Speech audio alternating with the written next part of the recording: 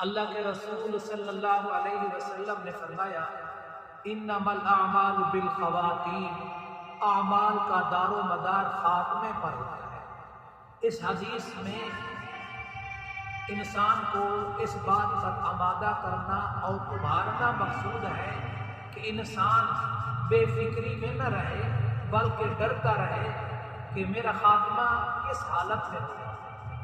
اسی حدیث میں آتا ہے انسان عمل تو کرتا ہے جہنم والے وَإِنَّهُ مِنْ أَهْلِ الْجَنَّةِ، اور وہ جنتی ہوتا ہے۔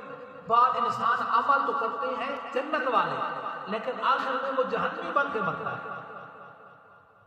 کیا وجہ ہے؟ کہ اس کا خاتمہ ٹھیک نہیں ہوتا۔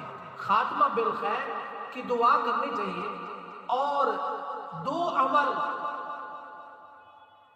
خصوصیت کے ساتھ ان سے بچنا ہے، ایک تکبر سے، دوسرا بے